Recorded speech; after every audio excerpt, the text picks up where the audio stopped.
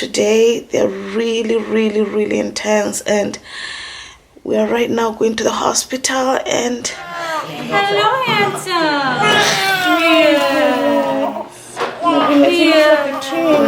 Does he? You took a video, right? Yeah. How strong can we be? I mean, look at this head. It came out of me. But, are you doing well?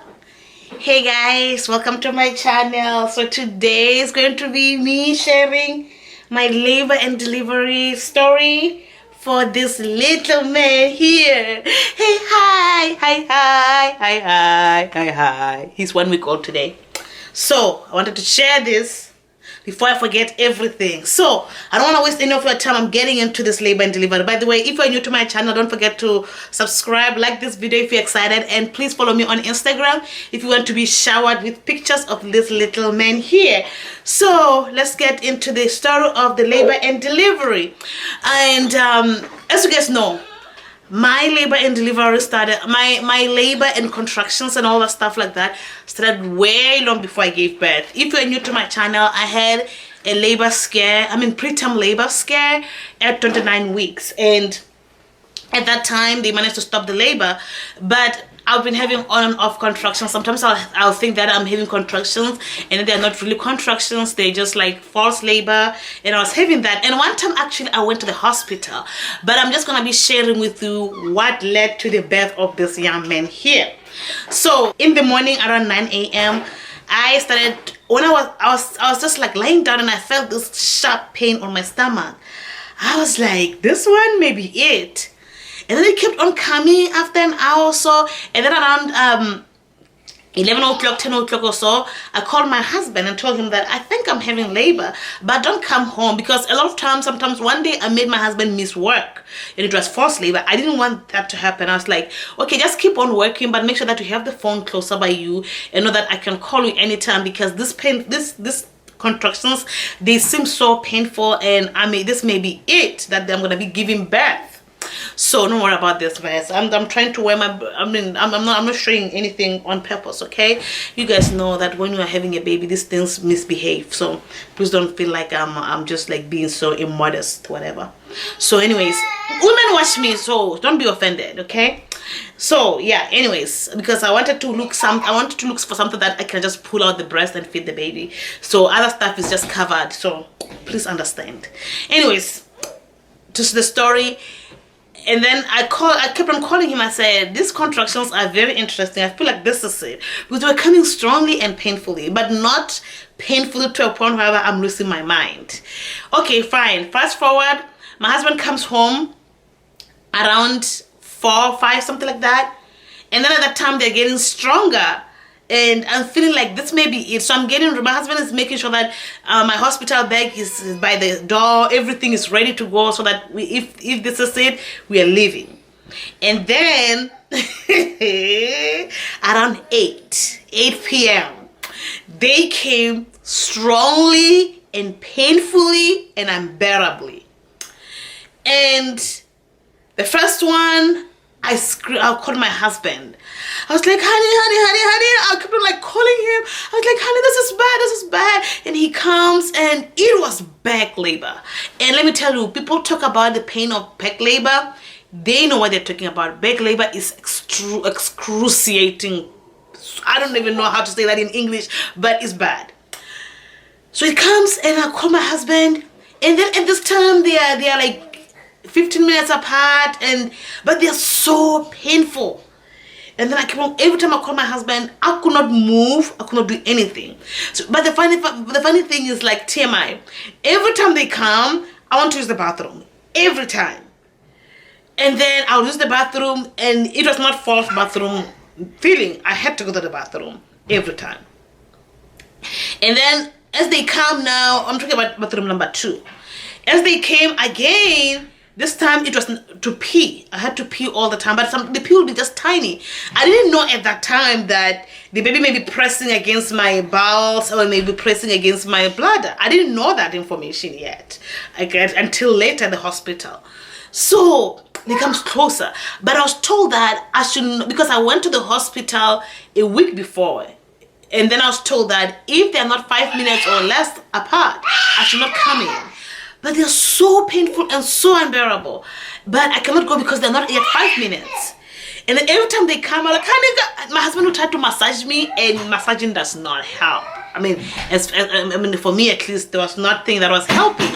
Look at how peaceful this guy is. This guy is a very good baby. He's not gonna cry. And it kept on going, kept on going. So that's why they became like crazy. Well, at another point they became less than 10 minutes, but sometimes they'll be 10 minutes.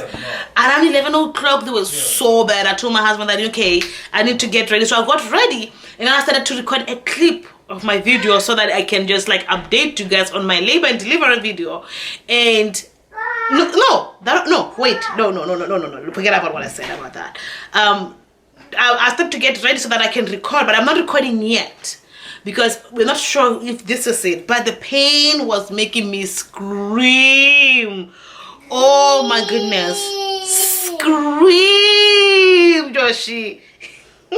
DJ is so cute. And at that point I knew that I may get epidural, because in the previous times I told my husband I don't think I need an epidural because of the risks, because of what can happen to other women and stuff. And another time I said, honey, every time I'm in the pain, I said, honey, I'm getting an epidural. We are right now going to the hospital, and oh man, I think I'm gonna get an epidural this time. Oh my goodness. Hold on. Aish. You know, my husband said, honey, if you think you need an epidural, don't think of anything, just get an epidural. Oh, that was so sweet. He didn't say no, don't get it. You forgot what you told me. My mom said that though. My mom was like, I thought you were not gonna get epidural, because I called her when I was in labor. She said, I thought you were not gonna get it. I said, you lady, you're joking. She's like, don't you want to have a conversation with other women when you're talking about labor so that you can have experience? I said, I had enough experience of my labor. This is it. I don't need more pain of this. So fast forward, around 1 a.m. it was it. We knew that this was it. So I take my camera, I start to record. When I talk about labor and delivery, when I talk about that, I'm going to the hospital. And when I was still on camera, they came. I was like, oh, guys, that pain made me really scared of pregnancy. I don't look forward to pregnancy at all. It was really bad. Hey, even talking about it right now makes my body jump. Anyways, I recorded a video because I wanted to make sure that I update you guys. I didn't record my labor experience because I was so bad. I was really in bad shape. None of you will want to see that. So I just wanted to record after I got ready and everything, so that just to tell you guys how bad it is. And at that point when I was recording the video, I said, oh guys, I'm gonna get an epidural. The pain was bad. I was like, I'm going to get an epidural. I think I'm gonna get an epidural this time. There's no questions about this pain. I cannot take it more. So we go to the car, and before we go to the car, because they're 5 minutes apart, they're less than 5 minutes, 3 minutes sometimes. So my husband plans it. He said, because I cannot be able to walk with my prosthetic legs when I'm having this pain.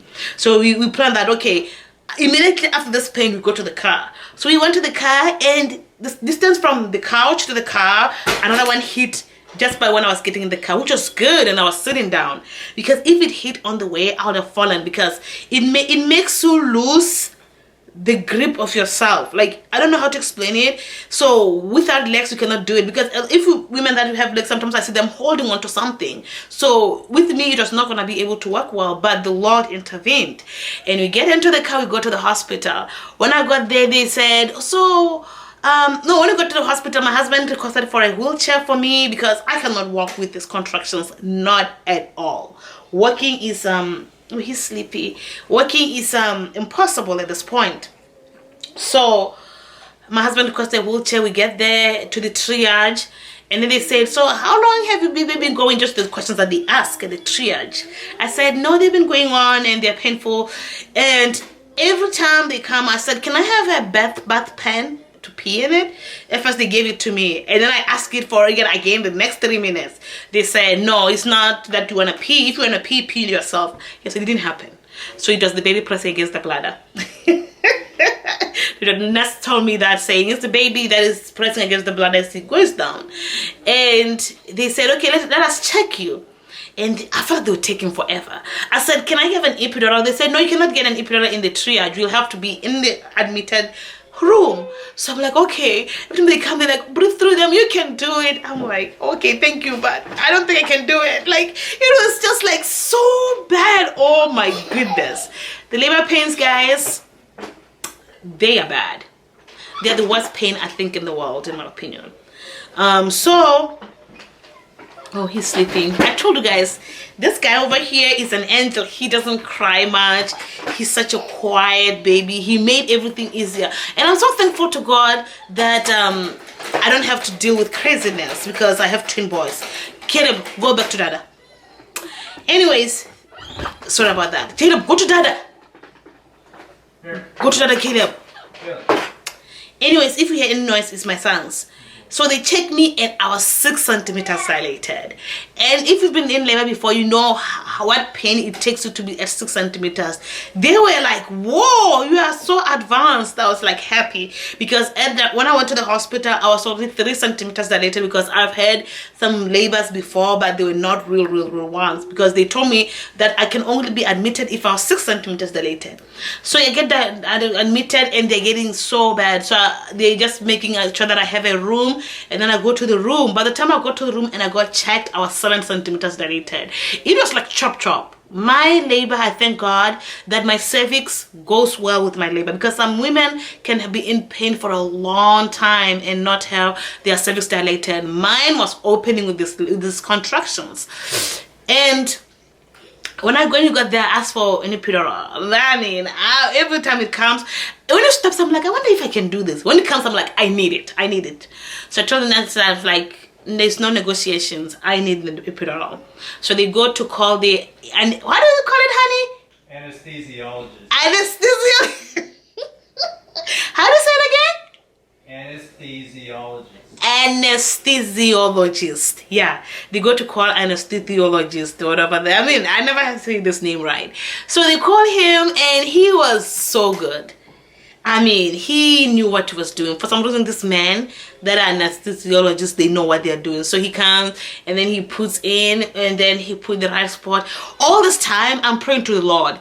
I said, God, I know that labor, it was made for the women, whatever, but please have mercy on me for taking epidural. If I should not be taking an epidural, I mean, I don't think it's wrong to take an epidural. I think actually it's a very good modern medicine. I know some people don't think that way. I think it's a good modern medicine that is definitely going to help women to deal with labor. But I was just saying that in case, God, please, in case I should not be taking it, please have mercy. But I don't think that's the case. I think if you need it, you should have it. So he does his thing and he puts in, and yeah, it gave me a relief for some time, but the contractions were still so painful, but not unbearable. I could bear them.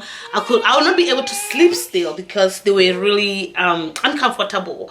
As time went on, when I'm going to the 9 centimeter, 10 centimeters, the pain is coming back. I said, nurse, can you please up my medicine of epidural? She said, no, we cannot up the medicine because it's not pain that you are feeling, you're just feeling pressure. She said, oh, it's the pressure that in my butt, which was true, it was pressure, but it was painful. Oh my goodness. And guess what? At that time, I was 10 centimeters dilated. I got to the hospital after 1, before 2, and I delivered at 5. After 5, a little after 5. And she, at that time, she checked me, she said I was ready. And then later, I was feeling a lot of pressure down there. I was like, oh, that's a pressure. She said, oh, it's a water. And she just put her finger, whatever, and pressed up the water. And then the baby was there. But then my doctor was not there yet. So they told me not to push, which I don't like because I feel like when a woman has the urge to push the child out, I mean, when the child wants to come out, they should not be stopped. I understand that sometimes women are not fully dilated. I was ready. I was told not to push, to wait for the doctor to come. But anyways, I was able to follow those instructions because I've had an epidural, so the pain is there, but it's not that bad. And the doctor did not take long, to be honest. The doctor came, my OBGYN, she came and they told me to push the baby, and guess what? In just 5 minutes, maybe less, this young man was out. Look at how big he is, guys. I gave birth to this little thing. Look at this head. Oh my goodness. How strong can we be? I mean, look at this head. It came out of me. But yeah, I gave birth in 5 minutes. I was pushing out this young man and everything went well. I did not tear at all, not even tear. So they did everything that they're supposed to do, and they went to the room, and the rest is history. And this young man was brought into this world, and his name is Michael. And he's such a cutie, beautiful baby, so handsome. I'm not saying that because it's my son. He's such a handsome little man, and he drinks his milk a lot. And speaking of milk, guys, oh my goodness, my nipples felt like they were on fire. How they were cut into pieces the first days.